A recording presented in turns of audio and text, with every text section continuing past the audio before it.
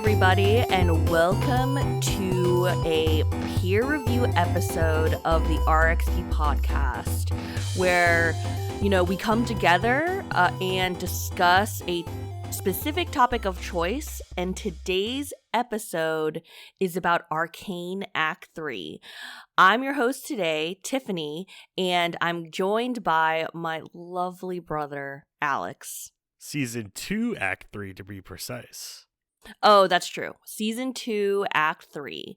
Now, both of us are ready to sink our teeth into a very robust discussion of the show, Season 2, Act 3. So please step away if you do not want to hear any spoilers, if you haven't watched the episodes yet. If you have watched the first 2 acts of Season 2, please go check out our previous peer review episode where Alex and I discuss all about that. Go click over there, listen to it, finish the show, then come back here where we're waiting for you and you can listen to us gabble on about this great arc. Or at least that's how I'm going to start it off. Gabble. I think it's great. Gabble. So, Alex, tell me what were your emotions? I had a lot of emotions watching this last season. Or arc. The last act of season 2. Yeah, I think where were you at? My main takeaway is that it really ends with a whimper, which is very disappointing in my mind. I think the build-up and everything has been so great, especially over episodes 7 and 8 in particular, right? Yes. Because 7, we have that Echo and Powder alternate universe story, and then episode 8, we go into kind of how Jace came to be, right? Like, I guess it answers a lot of that question of the Jace that appears in the encampment to try and eliminate Victor is this version of Jace, right, that has gone through this kind of alternate timeline. That's why he's grown old, right? He's looking disheveled. His Mercury hammer, it looks vastly different than the one he arrived there with.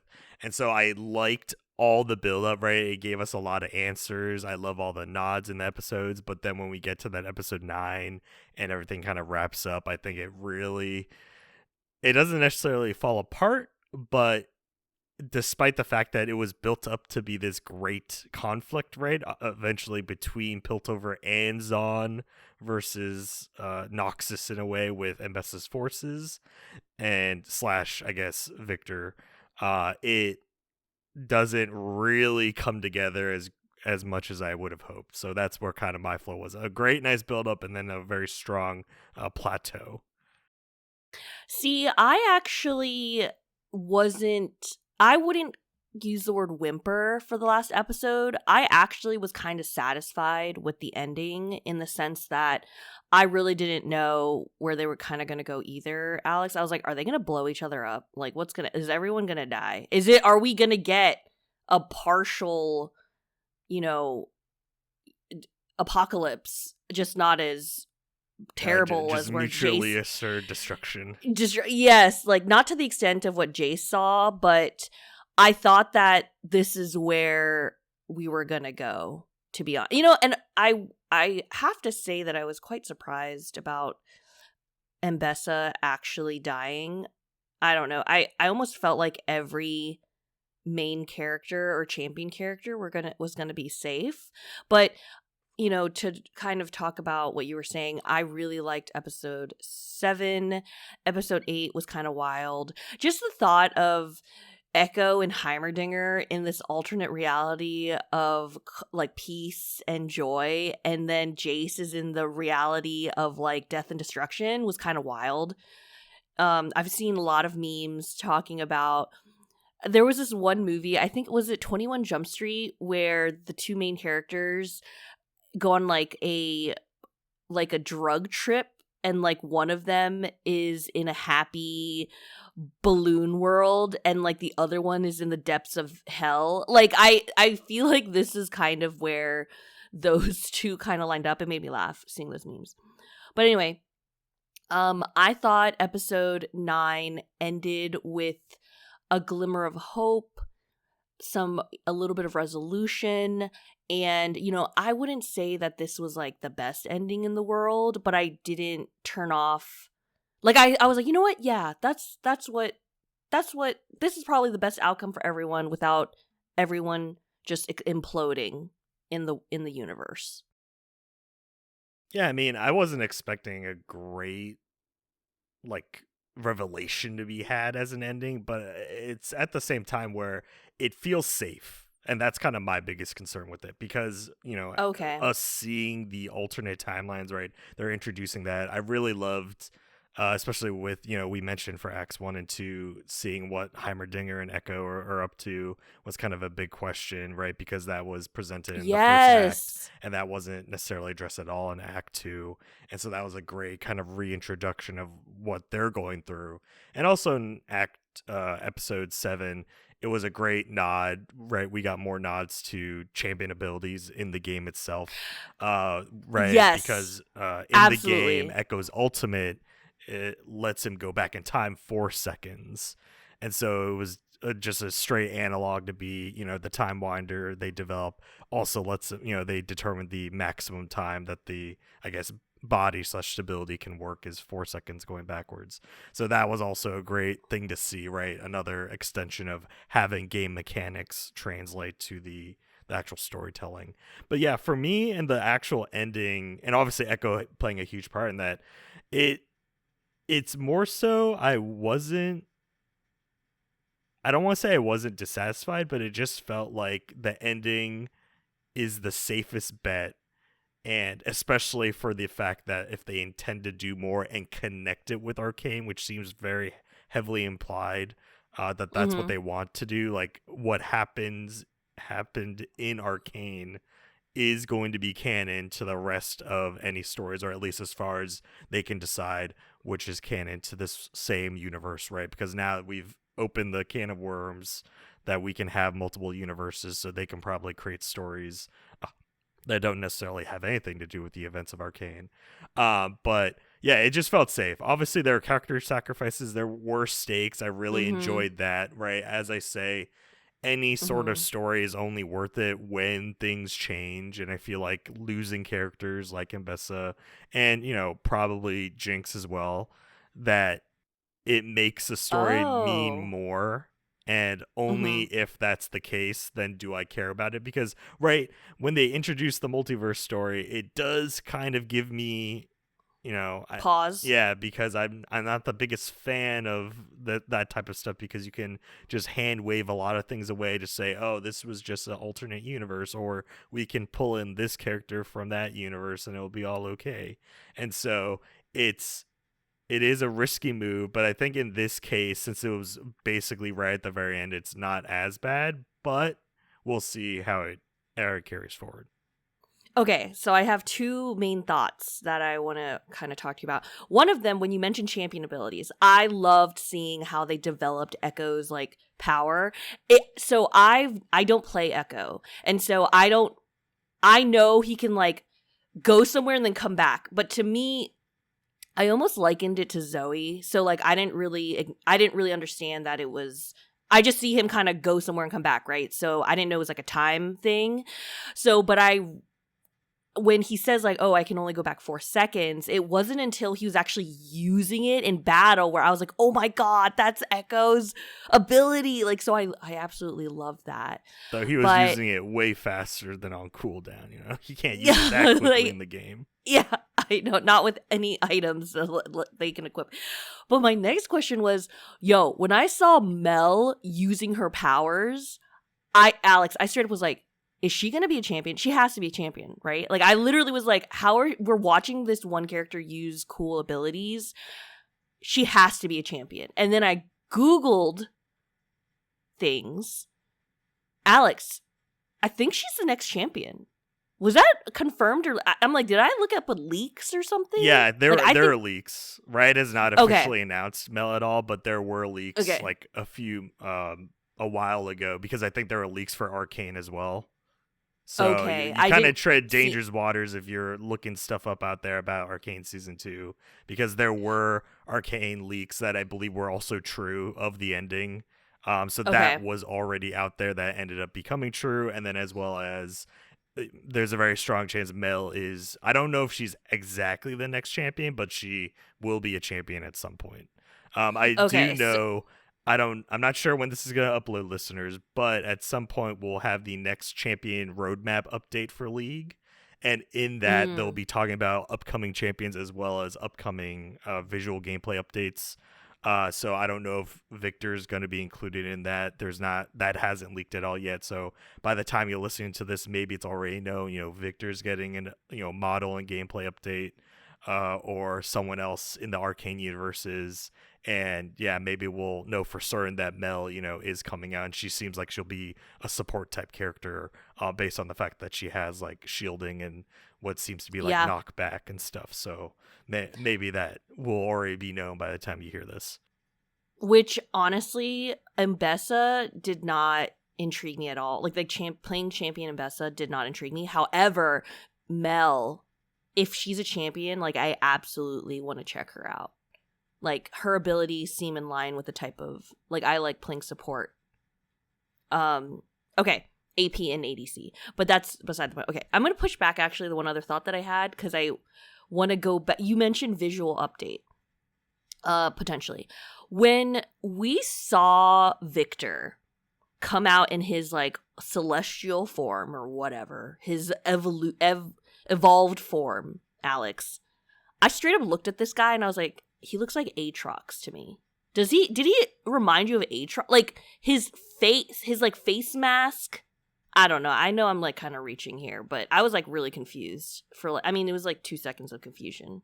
Yeah, I mean, this is a different version than what was depicted in the game, right? Like there is no version of this kind of, skin anomaly styled version of Victor where he is in this kind of not corrupted state but enlightened state. So this could be something that if Victor is getting an update, maybe they create a new skin for him that's along these lines, because every other major character got a new season 2 new Arcane skin. Yeah. So in that case, they could do something like that, but at least they had the arm.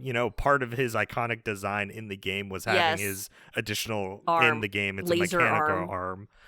So at least that was the case here, and he did a laser move. So that was also another great translation of, let's at least have him have a third arm, and he fires a laser out of it. That's all I need to see.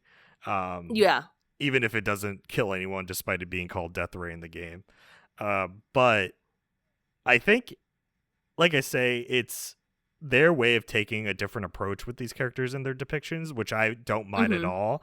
It's not something that I need to see in the game, because this is their own canon story that they're really telling through the video format of League, right? This is not a direct translation of anything that's happened in the game or in kind of the external lore that's there. They're just drawing on the elements to create this new story.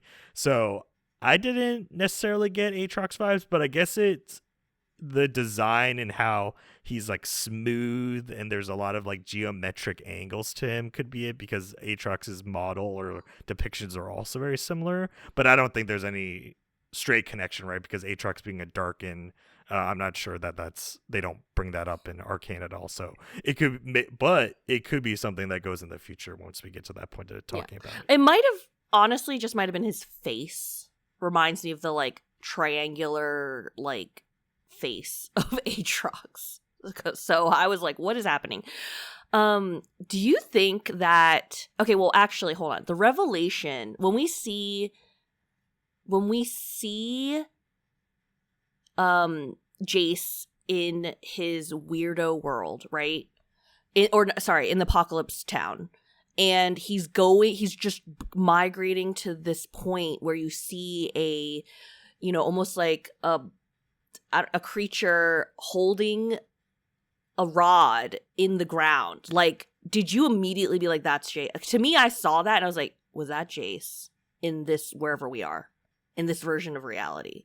Yeah, because I mean, there hasn't been any other depiction of a character wielding the hammer. So it would only make sense if that was Jace or like a version of Jace in that position. So then you see Jace go and acknowledge his like alternate self, and then you see that hooded figure. First of all, in my wildest dreams, when the revelation of that hooded figure being Victor, I had no idea. Did you like? Alex, listen to me. I completely forgot about in season 1, Jace talks about being saved by magic via this stranger who essentially gives him like a rune stone. I like completely forgot about that arc. And then I'm reminded of it when, Jace is confronting Victor, and you see him just handing the stone to him over and over and over and over again. And I was like, holy crap. And then of course you flash back to that apocalyptic world, and you see Victor in the hooded, as a hooded figure. Did you see that coming? And how did you feel? I mean, I didn't remember the connection to season 1 because I didn't brush up on it, and that was 2 years ago at this point. But in terms of it being Victor, I think it's the only thing that makes sense, right? Because with how they set up the story, it would feel less justified if it was anyone else. It could have been Jace himself, but because of the connections to season 1, that wouldn't make sense either. So I think if with season 1 in mind, if you remembered all those details, the only possibility of it being Victor is that.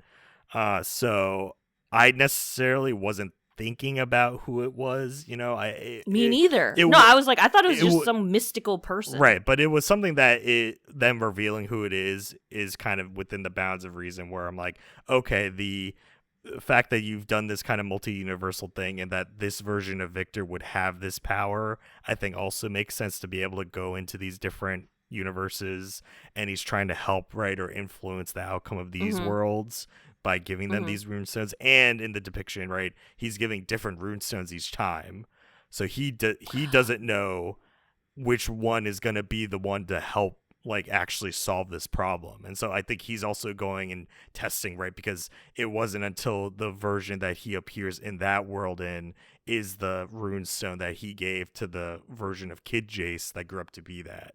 And so it's more so he's like, even despite having like gone through these revelations and everything, he's still a doctor, right? It's trial and error. He doesn't know the exact answer, so he has to reach this conclusion by doing multiple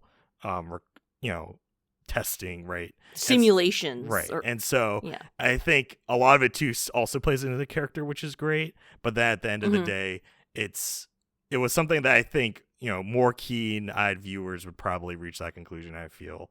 Because to me, it would just feel really cheap if they were to introduce some other random character that's kind of the solution to everything in this case. Yeah. And to be fair, like, honestly, I don't even know that they needed to bring that character back. Because like you, I completely forgot about that in season 1. After finishing season 2, I literally went back and rewatched like the first 5 episodes of season 1 because I was so inspired. And I played like 5 games of ARAM because I was like in it. I was like, oh my God, League is how have I forsaken you, League? And I went back and played, and it was a good time in the beginning and a bad time at the end because I got I'm not really good at a lot of champions. I'm kind of like a one-trick pony. So like I got some champs that I was just not into. However, I do have to shout out the ARAM lane.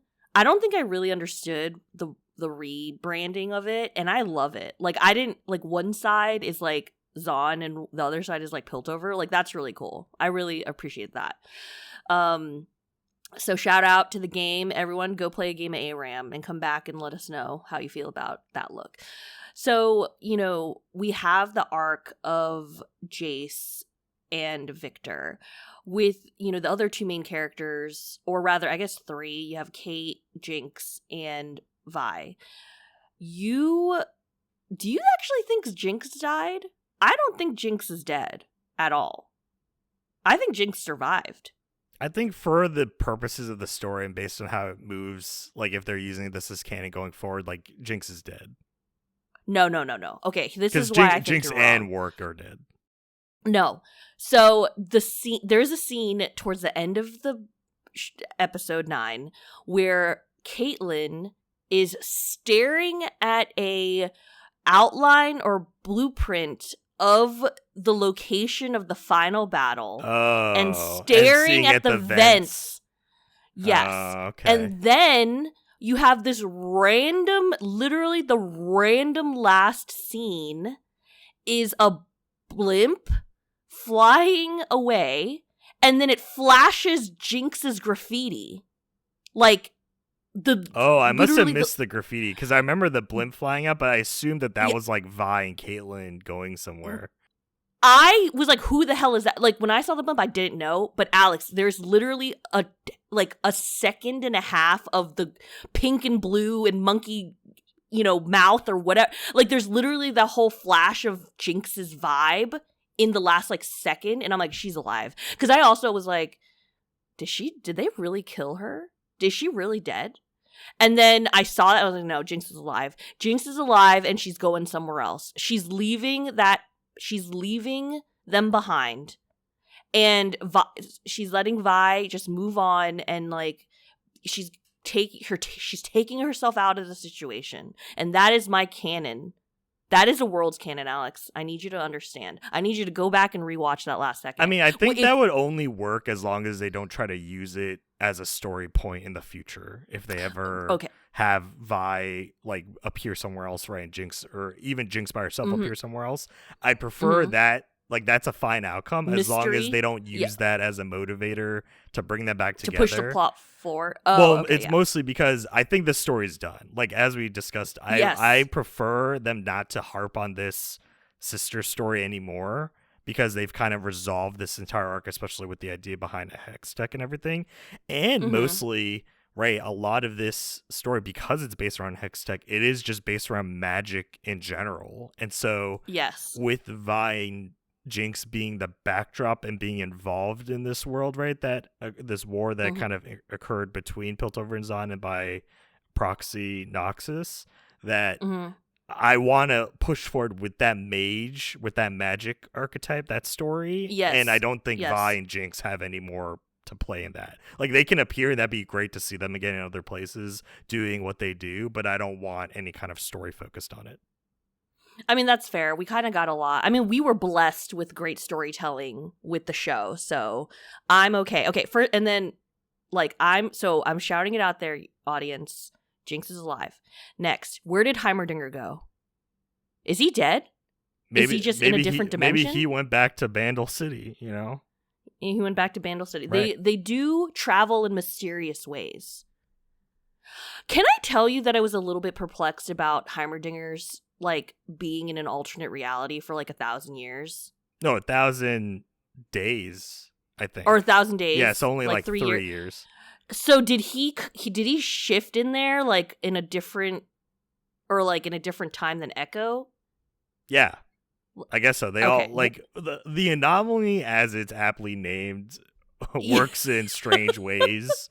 So it's the fact that Jace got sent to this timeline where, the worst timeline. Yeah, the world failed, and I guess Victor succeeded, and then magic and Hextech destroyed Piltover itself, and so it was all just desolate destruction. Whereas Heimerdinger and Echo went to this happy time where Powder never became Jinx, but Vi passed away. That's just how it is. I wouldn't put too much conjecture. I feel like they could use that as another story point of where did Heimerdinger go, and maybe he appears somewhere else, right? And especially in this case, if they are going also the route where I think the blimp, now that you mentioned it, I realize it more. The blimp is also a bigger indicator, right? That Hex Tech, they're done with it. Because, right, all the airships leaving Piltover use the Hex Gates. So you never see things actually flying away. That's true. And so I think that's another emphasis on maybe the use of Hex Tech in the city. And I think it's also because, right, the Hex Gate got damaged / destroyed in the final confrontation, so they're not using that. But that's part of the idea to say, well, even if Heimerdinger's in this universe, he has no quick way of getting back to Piltover. So that, maybe he is somewhere else. Maybe he is in Bandle City. Not to say that it does come back as a thing that we see in the future, but there's a myriad of potentials where he reappears. So that's here nor there at this point. That's an interesting take on that one. I think I like it about the Hex Tech Gate. They didn't, but to me, in my mind, when they used a Hex Gate, it was literally almost like light speed. It just propelled you to a point, and then you had to, and then you just have to kind of take the rest of the way. But you know what? I'm gonna go with you on the imagery of this blimp is just moving along at a glacial pace because it ain't got no hex gate. That's how long it's going to take to get the next League of Legends series. Arcane. So, can we also talk about Singed getting the best? This guy, he like won. Yeah, I mean, in terms of like character outcomes, he did win. He literally has like no repercussions, I feel like. Like he created Shimmer. He made mutant people. He caused the war started, and he got his daughter back. Which I would say that is the biggest surprise, honestly, out of everything that happens, is in that final role that we see Oriana looking at a mirror, or mirror / her ballet statue or ballerina statue. That I'm like, wow, like this, I feel has the biggest implications of like, I also want to see more of her. Not to, I don't know how they would justify it, but at least they made that canon be like, oh, there was strong insinuation that we'd see Oriana at some point, and they actually acknowledged it in this universe that she does come into life, come into being. And so it was the most shocking for me because it was one of those characters where there's so many characters in this universe, right, that I thought would come up. We mentioned Renata Glass potentially being someone that shows up, right, being a Chem Baroness or Urgot maybe, or even Zach. But of all those people, we got Oriana. So that was just kind of a big curveball when she appears, and then now that she's fully come to life. Honestly, I was just like, I cannot believe he manifested this. I just was like, okay, you know what? I didn't want to say good for you, Singe, because I didn't like how we got here. But you know what? He persevered, and he did it. And I mean, even Victor acknowledged him, right, as being a great doctor. Like he was part of the reason Victor even reformed into that version of his body, right, with the split head and everything. And so I think this is just goes to show Singed his, chemical prowess, his like medical knowledge and everything, like is sound, is viable, right? Despite him going through these, it's kind of that everything in the pursuit of the knowledge, right, type of archetype character where it doesn't matter what it costs as long as he can get there. And he actually succeeds in this case, which is, I don't want to say it, but it's great to see because, right, he went through the scientific process and he came out with his conclusion that he thought the whole time. And it's like, yes, I'm successful. Yeah, you're in the camp of good for you, Singed, and I'm of the camp of at what cost. Okay, so I know we're like hip hopping around, but this Black Rose League, like, who? That character must have been just a one-off. This mage that trapped Mbessa towards the end, and Mel just like, golden-eyed her out or whatever. Like, who is? Do you think that character was like of zero importance, or like, I thought we'd unmask this Black Rose lady. That's what I was waiting for. And then she just got decimated, and I was like, okay, I guess here we are. Yeah, I don't know if we want to go kind of more into the future at this point. Okay, no, we're not going to go into the future. No, I think with this character, in the moment, she definitely, I think, was always meant to be just kind of a person, like as a mage. There's strong implications of who she represents and moving forward with that, but I think her as a character was never meant to be anything important. Okay. And then of course within that scene, we had a very special moment between Vi and Caitlyn in a jail cell. Okay. And all I'm going to say is that Caitlyn starts the conversation with, hey, I met someone while you were away. And Vi's like, I don't care. And I'm over here like, but they were still in a situationship. And then lo and behold, Maddie was a traitor. I thought that was sort of like a plot, like, cover. Like, don't be mad that potentially Kate just cheated on Maddie, because Maddie was the bad guy all along. But I do have to say that I kind of wasn't expecting it. And the way that she unalived herself accidentally was wild. I was not expecting that either. Yeah, I wonder if that's one of Mel's abilities in terms of like damage redirect, or not just like shielding, but some sort of reflection thing. Yeah. Because we don't have a reflection ability per se in League. I mean, there are ways of like using one's champion's abilities against others. Stuff Right. like Silas, right? Like he can take ultimates. And, you know, if you have someone like Viego, right, you just become the champion temporarily after he gets a takedown on them. And so, yeah, it's interesting in that. I think for the relationship, I mean, it also goes to show maybe just Caitlyn's character. I think this is just a depiction of like, don't put Caitlyn on a pedestal. Like, despite her being about justice, right, she's still motivated as we start this season through hate, through spite, right, because she loses her mother, her father's, right, in this kind of deteriorating state.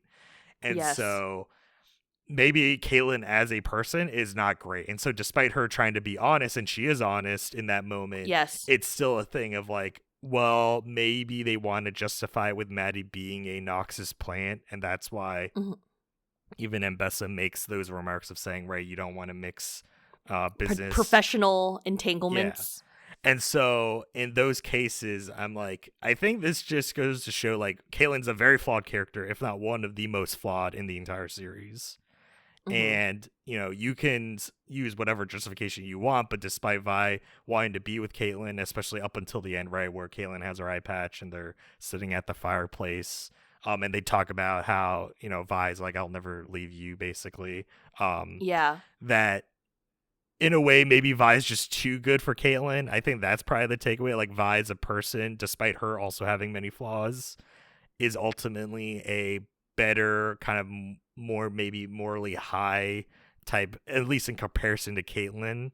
And so it is that thing of, right, despite them being both very flawed, there is something there for both of them to stick together. And so I think it was definitely interesting to depict that in this part, especially towards the end, right? But then also I think that's the emphasis that they wanted for the ending, where they're still together, that they need to have that compensation to kind of reconcile everything and then justify this is why they're together moving forward.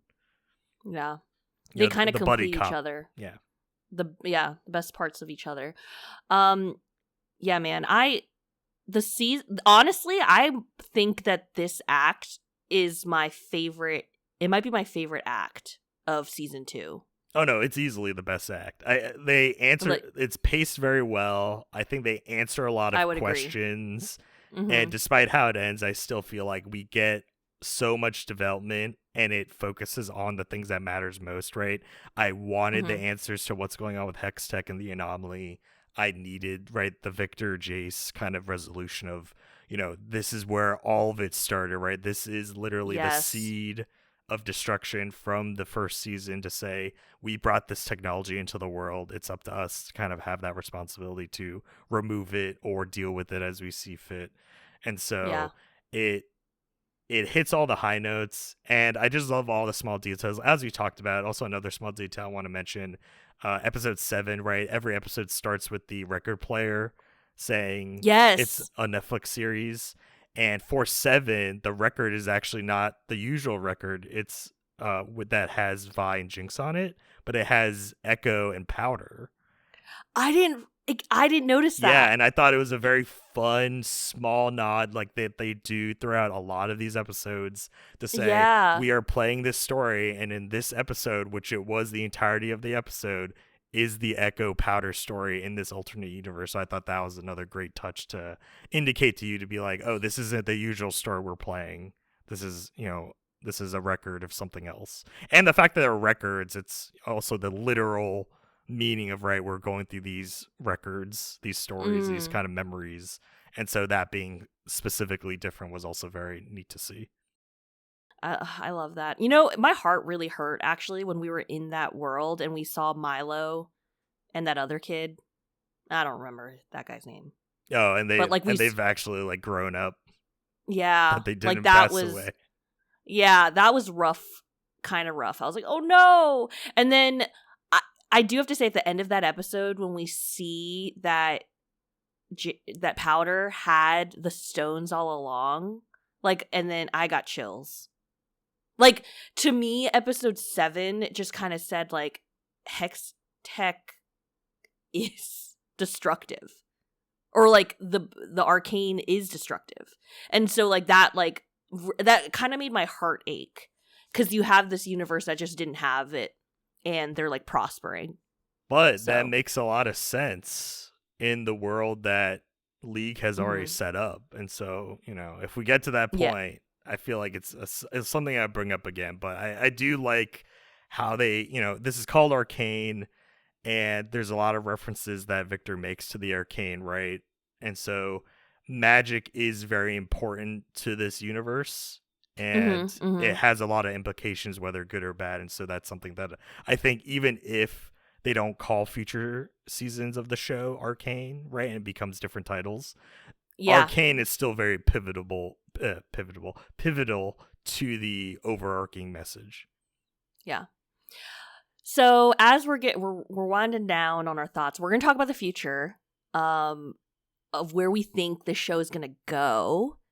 One kernel that I want to start off with, Alex, The most is that explicit kernel? No, not the most explicit kernel. What? Is that Raven? Is that Raven one of Swain's ravens? Yes, that's the explicit kernel. So that is okay. Swain's raven, the three-eyed raven. It is one of his that he uses to kind of survey. And so his title, I don't remember the exact, but he's basically a tactician for Noxus. And so this is a very explicit kind of representation to say we are going to get probably a Noxus related story in the future. And so now bear with me. I'm going to go on this great journey that I think I'm here with you. That will project maybe, because I've seen stories Mark Merrill and Brandon Beck have done interviews talking about Arcane, and they always said this was designed where they have intentions to create future stories moving forward. So this was never meant anthology. To be a one and done type of thing. And so this is kind of my roadmap. So I think we're gonna get a Noxus story, right? We talked about this in our Act 1, Act 2 peer review a little bit, and I didn't want to get too much into it, but I thought it was something to note. With this seed being planted of seeing Swain's raven, or one of Swain's ravens, in this end scene, kind of picking at the remnants of the Mercury Hammer from the bygone era, right? That being Hextech. It very much makes sense. We're going to have a Noxus story, right? And Bessa dying, and Mel kind of, I guess, not necessarily taking over the spot, but becoming a mage. There's so much there that Noxus is just going to be like, what's going on? We lost one of our greatest fighters. Generals. Visiting this extra city. Nation. Yeah. Yeah. City-state. And they're going to be involved. And it's just a great, easy way to kind of waylay into all the characters in Noxus, right? As I mentioned before, Darius and Draven, the Great Brothers there. We're going to have Noxus, or Swain himself, who's the tactician of Noxus. You could have a lot of people which are also related to the Black Rose, Samira. She's related to the Black Rose, so that's a story they want to continue. That's there. I'm not sure if Katarina is related there, but Katarina is also a major player, being an assassin in Noxus. And there's a lot of just ancillary characters they can bring up, which could waylay into future stories. Scion being this kind of undead abomination that's brought back to life that could be related to Singe somehow. And on top of that by extension would then introduce Demacia, which is the direct rival nation to Noxus, and whose jaw of Scion that is wielded on him is actually the crown of Jarvan III. Scion killed Jarvan III, and his son, Jarvan IV, is the next predecessor to the line of Demacia. So there's a direct relation there. We can have so many characters come up in relation to that. We have Garen, we have Lux, we have Galio, potentially, if they want to go that route. Silas, I mentioned earlier, who's related in that regards to, is imprisoned in Demacia. And so there's so many. And on top of that, Demacia is heavily anti-magic. And this is where it all comes full circle of saying, if mages and the fact that Arcane was so pivotal, I keep saying pivotal, I don't know why, pivotal in this story, and magic being this important thing to say, Hextech tried to harness magic for the masses and they Yeah. failed to do so. And That's then Demasia's something like, look at that. that comes Look at full circle with Demacia to say, hey, listen, we built our city out of anti-magic stone. Like all that white, I don't know what it's called specifically, but Galio's made out of marble. it. Look, Yeah, yeah. all their entire cityscape that's nice and pristine white's made out of it. So their entire existence is saying we hate magic. And that could play into the Lux storyline as well, because she's a hidden mage, right? Like she comes into Yes. her magical light based powers, and it's something that she has to hide, right? Because like the world she lives in is so anti-magic. And so I think it's just a very natural kind of cycle path where we go from starting with Piltover and Zon and talking about magic, going to Mm-hmm. Noxus, then going to Demacia, and then going where else they want to, right? We have every sort of region, Ixtal, Fairlord. Personally, Ionia. I want to see a Bilgewater story ASAP. I love pirates. Okay. I love Yeah. scoundrels. And so if we can get like Twisted Fate in there, if we can get Graves, Alawi, Gangplank. I know they've gone into this a little bit with one of their single player RPGs, the Rune King, which also Yes. dealt with the Great Ruination, right? That could bring in the Shadow Isles. Like League has so many different story plots that I think could neatly tie into one another, giving you details of one right city Yes. state to then naturally into another. Oh, and I forgot, for Noxus, I think someone that'll definitely appear, especially the fact that Mbessa was using those rune shards. We're gonna get Riven. You know, Riven, who's a Noxian like Mm. pit fighter, basically uses a shattered blade made of those rune shards, or her blade is rune shards that eventually get shattered. And so I feel like that's also another easy kind of underdog story that they could bring up with that. So I think definitely Riven will appear in whatever they do if they move to Noxus next, which seems very likely. And so yeah, definitely everything blends into one another very nicely, and I prefer it like that. And I guess at the end of the road, all I hope for is that they don't try to make it this kind of MCU level. We got to get everyone together to face a great adversary, because that's the only thing Uh-huh. that I'd prefer not to happen. But it could, because we mentioned before, Aatrox is a Darkin. The Darkins are these great demonic demons that were sealed away within weapons of a bygone era, Mm-hmm. and one of or Aatrox's ultimate in particular is called World Ender. And so basically he's a great apocalypse that would seek to end life on Ruterra as we know it. So I think by the end of it, it could be something that they build up to, where it's all these city states were introduced to them in their individual stories, and then we get that great coming together story of all these different characters, right, actually trying to fight someone like Aatrox and maybe any kind of peripheral Darkins that may appear to help destroy the world. And so if they wanted to embrace that story, right, because despite Hextech being bad for Piltover, they don't necessarily say that that's bad for the rest of the world. All they show is that destroyed Piltover. So I Yeah. think they could amplify that, the meaningfulness of this idea. We get all these different characters banding together against this great cause. And on top of that, I hope we see Rise at some point. Rise is pivotal. He is, did I say pivotal again? You Pivotal. did. You did. He's so pivotal to the like shards, right? To these world shards of magic, these arcane runes that exist in the world, right? Like he's on a quest to collect these things. And I Mm-hmm. feel like that would be kind of a very easy overarching plot to kind of have every city state connected to say, hey, Rise had to visit all these places. You got runes everywhere. Rise is there to collect them. And then Yeah. maybe it's a great revelation that he's trying to combat this evil that's impending on the world. And so that could be easy wrap. But yeah, it just goes to show there's so much that they've done well, and I feel like each city state has its own kind of inner workings and interpersonal relationships between champions that come from there. That's can be so easily well done, and I'm definitely here for Noxus being next. And like I said, I just want See, Bilgewater at some point.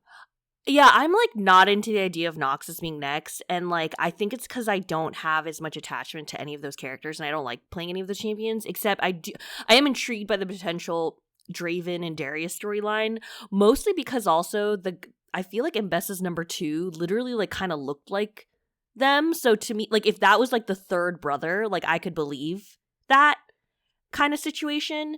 However, when, you know, we're talking about the future, if we're just going like Sib stories, I'm very interested in Garen and Lux.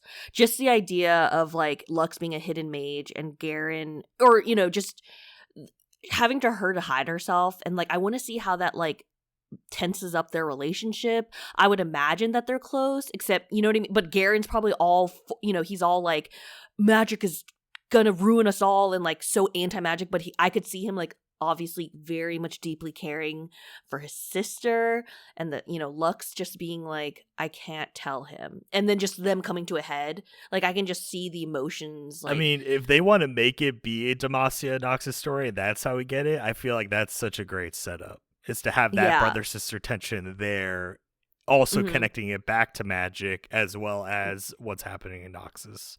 Yeah. And then my next sibling like request is Morgana and Kale. What's the story there? Where are they from, Alex? I don't know where they're even from, but I want to see it. Yeah, I think their story has definitely changed, but they were just warriors that ended up kind of following different paths. I don't know the city state. I don't remember this, so I pardon my lack of knowledge, listeners. I'm not the No. one-stop shop. I just know kind of very surface level. I don't go super deep into each of and every one of the champions' backgrounds. Right? I think we're at like 160 something at this point. So it's a lot of clearly characters. I don't know either to remember their origins, but yeah, they are sisters, and it is a very classic of like light dark type of following. I don't know if it's as dramatic as like Vi and Jinx, right? Which is also very similar. So I don't know also if they'd want to go down that route because it's the tendrils, follow kind of the same arcs. But that is right. There's plenty of sibling relationships that they can do in Runeterra. Yeah, or even romantic ones, like Zaya and what's that? Rakan, and, you know, freaking Ash and Tryndamere. Like, I'm also intrigued by some of the League couples as well. That might be cool. Also, Alex, there's a flaw in your journey. I loved listening to your great journey and map out of our future League of Legends animated series. Every location has to have a Yordle, okay? Which Yordle is in which location?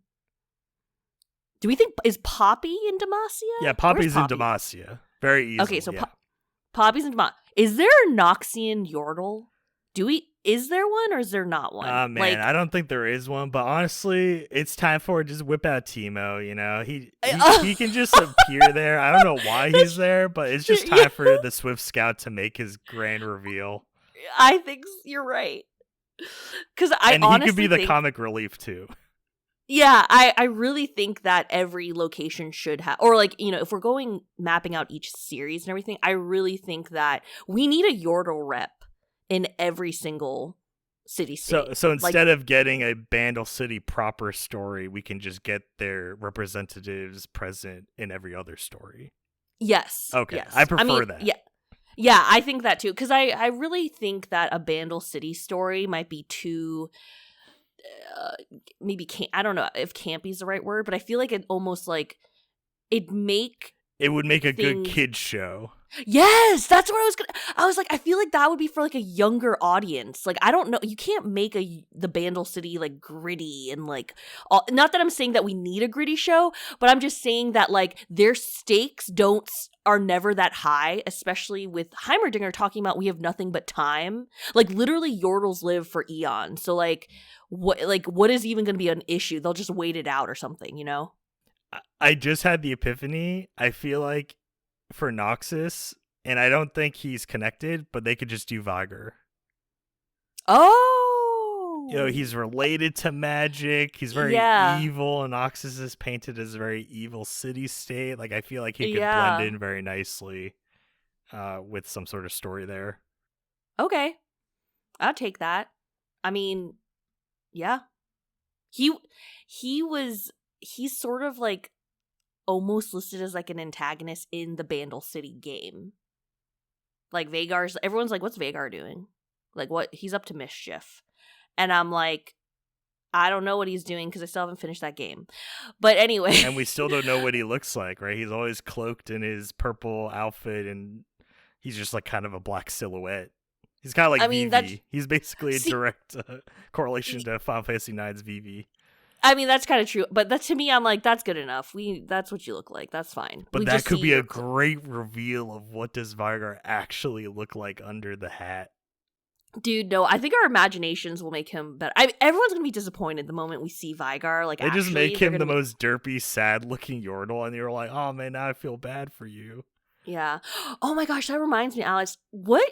That Yordle that is, like, really, like, sleepy-looking and, like, has long sleeves. What's her name? Oh, Vex. Where's Vex? Like, is she some, like... Oh man, I forgot. I was more I actually like looked at her lore when she came out. I don't want to say she's related to the Freljord, but she is also like the Shadow is a sentient existence that's tied with her. So like that's not native to her itself, but I think the Shadow, part of its influence on her is that she's so like sleepy / like nonchalant about everything.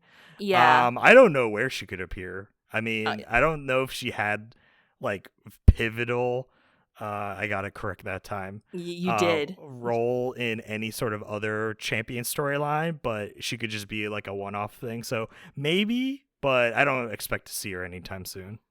Okay. Well, guys, we turned the last few minutes into Bandle talk. Because listen, this girl right here loves me some Yordles. I love them. Love them. Okay, well, any final recommendations, Alex? Like, what's your final... My final verdict? Your final verdict. We avoided giving that for the Act 1 and Act 2, right? Because I don't feel like it was fair to give that recommendation until it's done. Right, I know at the very beginning you talked about it, but I prefer to kind of have the holistic view. I would say I fully recommend this, but make sure you watch Season 1 nearby, because I think this is definitely a show that it is Season 2, but it needs Season 1 to really get the full impact because the stories are just that well connected.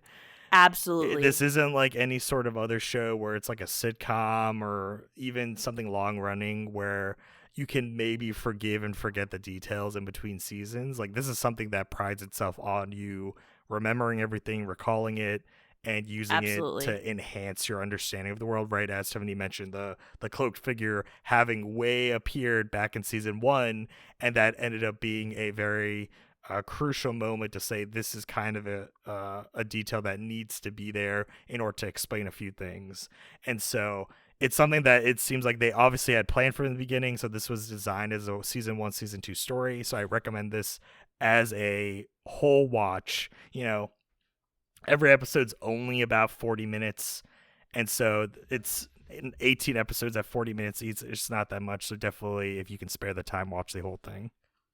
I wholeheartedly agree. I highly recommend this show, watching Season 1 and 2. Listen, Alex, when I was rewatching Season 1 yesterday, I realized that one of the first songs that they play in the juice box is the song that Vi and Powder's mother played in the flashback with Vander, like in his remembrance stage in Season 2 as Warwick. So there are so many Easter eggs of just even like connecting the tendrils of every piece of the show across 18 episodes that I think, honestly, I might pick up where I left off.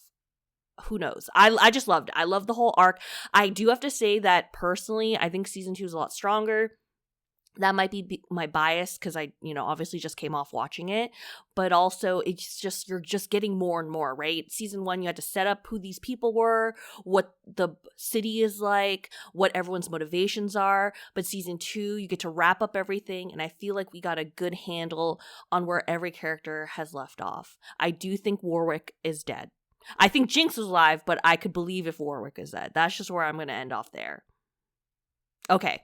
Thank you everyone for listening. Please just give this episode a like. And go listen to our other Arcane episodes if you enjoyed this one. Or you know what? You should have already done that. So never mind. You can axe what I just said there.